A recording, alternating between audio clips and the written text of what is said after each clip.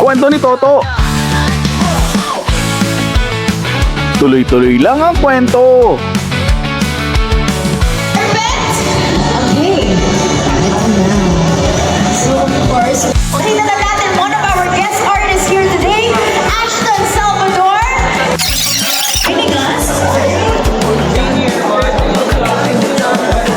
So, live na live po tayo sa ABS-CBN.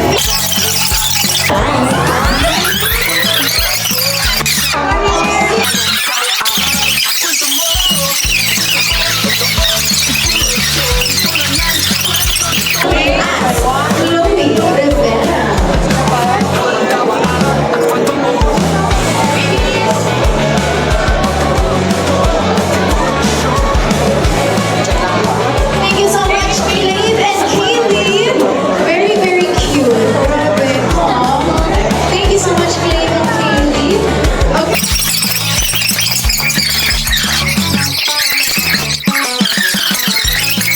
I'm live. I want TFC, and A2Z and TV5.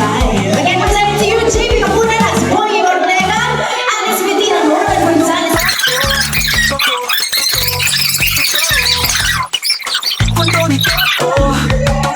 Again, Angelica Lau will be playing Delilah, Moy Sandalian as Judith, Malung Solo, Rebecca Malambay.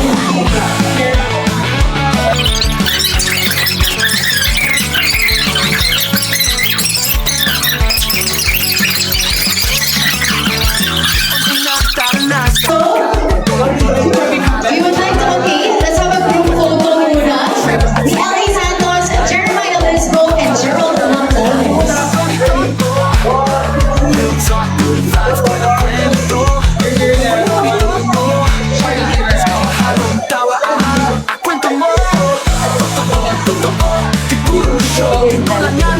Okay, LA, Jeremiah, and of course Gerald, please join me here sa side ko for a quick interview. Ito si, si LA bagong shave. Ito din si Mami bagong shave din. Okay, hello. Good afternoon. LA, Maya, and Gerald. Siyempre, gusto namin malaman, first of all, congratulations sa Sins of the Father. Gusto namin malaman, ano kailangan natin i-expect sa mga characters niyo sa Sins of the Father? Sa akin naman na-expect sa character ko is something unique for me kasi first time ko pag-kontrabida dito. Kaya yun yung abangan sa akin mga I hope na magustuhan nyo. Expect nyo na first of all, expect nyo na shine shoes yung love.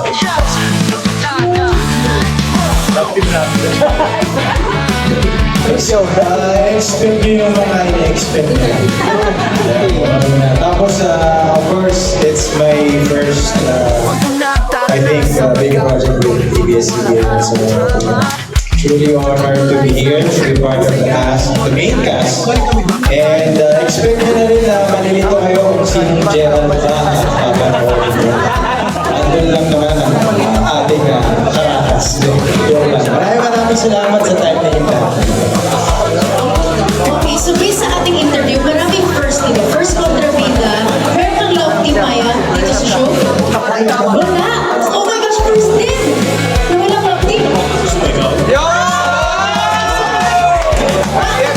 Hindi ba ako pwede maging artist? Okay, Gerald, first big project. Ano ang mga natutunan nyo dito sa Sins of the Father? Siguro yung pinaka-natutunan ko dito sa Sins of the Father ay talagang mga kasalanan lahat ng tao. Kaya yun. Yun yung mga nyo dito lahat kami dito makasalanan. Kaya Sins of the Father. Ano na rin, siguro mas mahalin mo na yung mga tao sa pagiging. Mas makalawa yung dito. Pagmamahal sa since maraming first sa akin dito. First time ko rin makagawa sa Jimmy. Dito ako natutunan mo paano magtrabaho ng bawat sa Thank you so much once again, our dynamic trio. And this is Jeremiah Lisbo and Gerald Napoles. Thank you.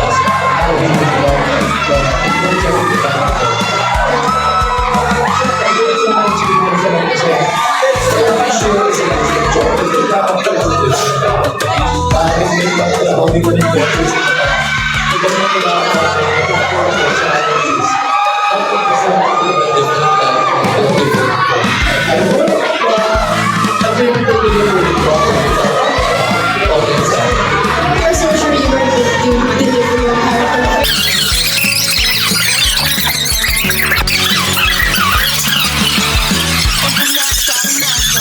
JC, of course, congratulations on Sins of the Father.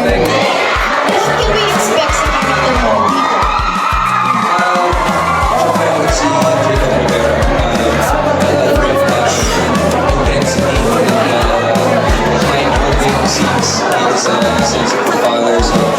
Expect nila na maraming famous na scenes for me. Maraming intense scenes for me. I love it. Excited na po kaming mainis sa'yo, JC. But of course, once again, JC Cabrera as Jacob Rivera, thank you so much.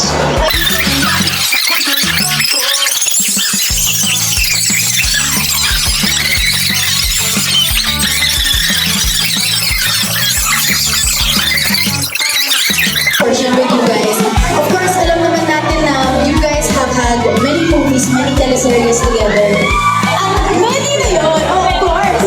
Pero, ano sa tingin niyo ang difference ng characters na yun dito sa Sins of the Father? Sobrang iba po.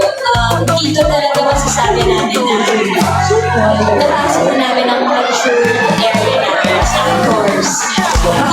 Actually, mature po. In a way, nakikita yung characters namin na hindi na siya yung katulad ng sweet or talagang teenager na characters here. Adult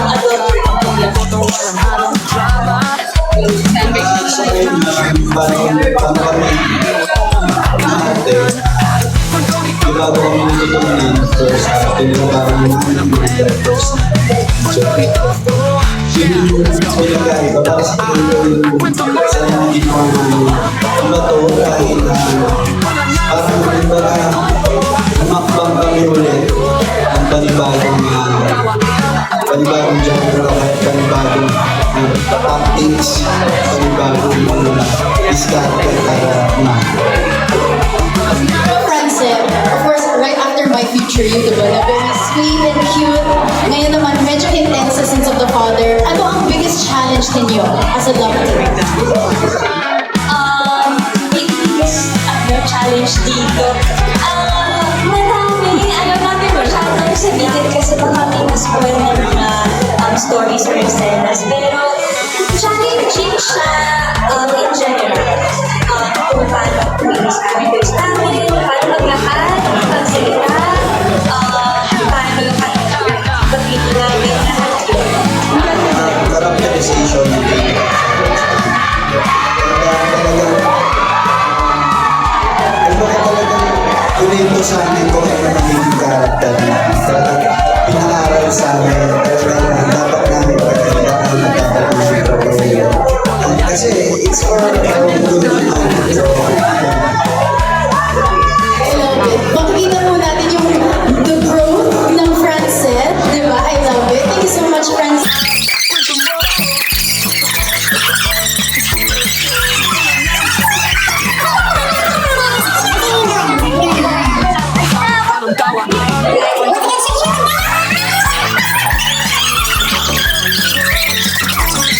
Ay, Ayana, napakaganda niya siya dito, guys. Ang ganda ng highlights niya.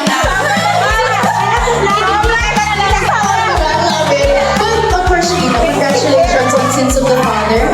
What can we expect sa character mo dito? I play the role of Attorney Leila.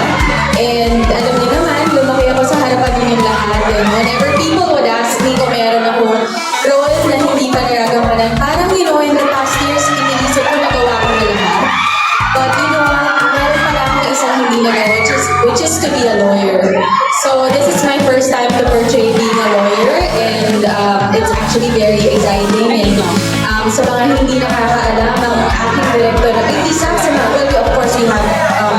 Joy. And ang aming isang director, si Ed Reyes, was my director when I was 7 years old sa Marinela. So, yung mga remarkable projects na nagawa ko for me personally, which is Marinela, and then Lobo when I was 18. And now at 35 years old, we're reunited again and we're working again together. So hopefully yung collaboration na will bring out something new and exciting. So excited guys. First time ni Shaina maging lawyer. What was your biggest challenge sa role? Well, siguro yung physicality. We wanted to change kung ano man yung mga usual na napapanood ninyo, yung sa Pamilya Sagrado, diba? To someone na blonde and syempre may mga terminologies, isang pagiging lawyer and the way she talks, the way she walks, it's all very different. It's all very challenging, but something new for me. We're so excited to see you as Attorney Leia. Once again, Shaina Magdano. Thank you so much, Shaina. Ayun, congratulations. O, diba? Shaina as a blondie. Ganon.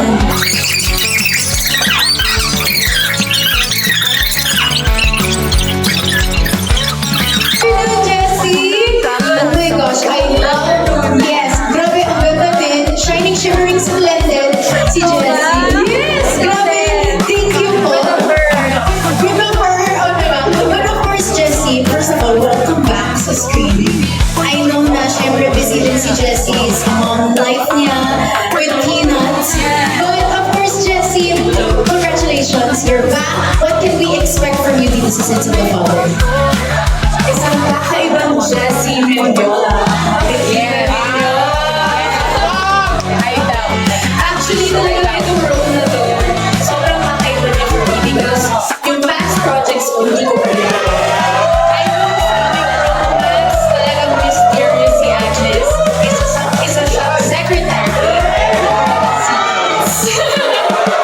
So sa pag-unfold ng story namin, makikita na isa-isa secrets ni Agnes holding her.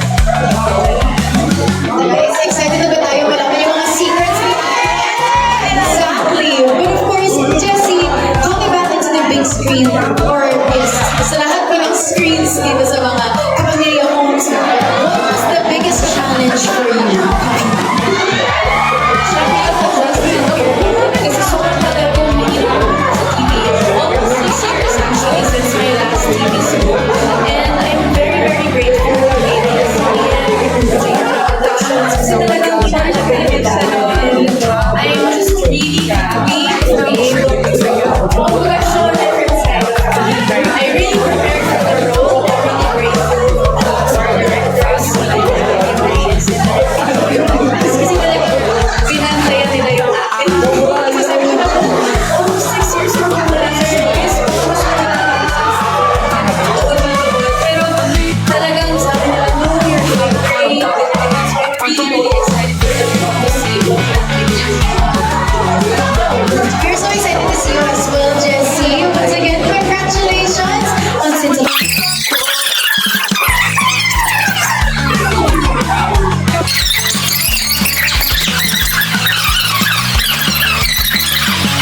good afternoon. Quick interview lang po, of course. Grabe yung concept ng story ng Sins of the Father. Can you talk to us about siguro yung naging creative process ninyo dito sa teleserye na to? Actually, it was very complex and difficult kasi we really wanted to show something parent, something that is relevant, something that will resonate sa mga something na hindi pa, hopefully, hindi pa nakakapag.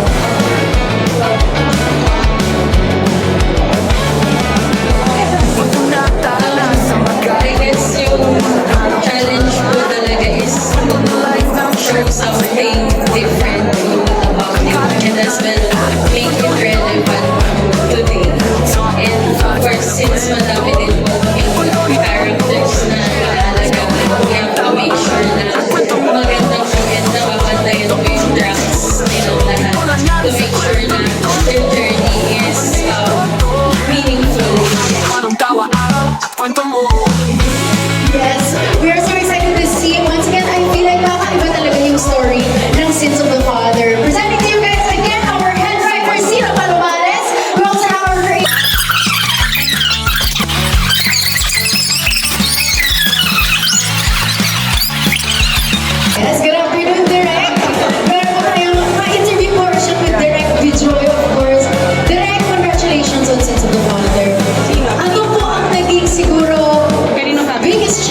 niyo as a director dito sa teleserye?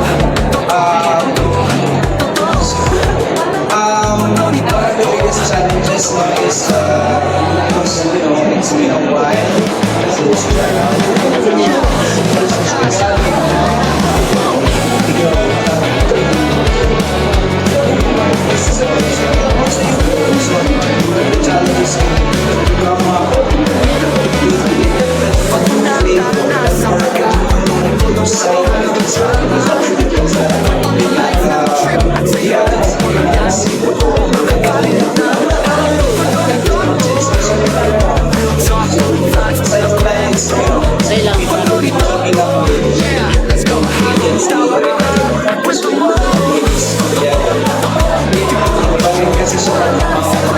come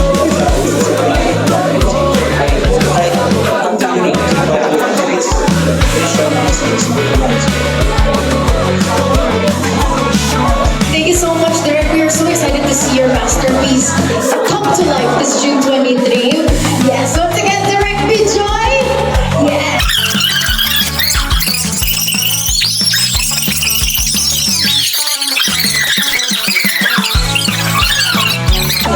Hello, Gerald. Yes, good afternoon, Gerald. Okay, Gerald, first of all, congratulations. You are back as Samuel Trinidad. How does it feel to finally be back? Exciting, syempre. Pinaghirapan namin ito eh. Kaya super excited kami lahat. But, itong kwento na to, this is the father na napakarami na relate. Yeah, it's also about scamming, family, love, crime, suspense, drama, nandun yung action nandun. So, talagang pinaghirapan namin. Gerald, of course, sabi namin kanina, Samuel Trinidad, a different character for you also. What can we expect from Samuel? Oo, marami pong mga challenges. Napakaganda ng kwento ni Samuel. Pero hindi lang sa kanya, the whole cast. It's a ensemble cast, lahat ng kanya-kanyang kwento. And it's, kumaga, ang goal namin is pag nanonood kayo, nasa dulo kayo yung buwan nila. And of course, lastly, Gerald, please invite all of our team bahay also, and everyone dito sa Gateway to watch Sins of the Father. Ayun, lahat ng tao dito sa Gateway. Yan, kayong lahat. Sana po mapanood niyo po sa June 23. Lahat po ng mga kapamilya natin online. Please support us on Monday, June 23, 9:30 p.m. Ang first episode po namin, Sins of the Father.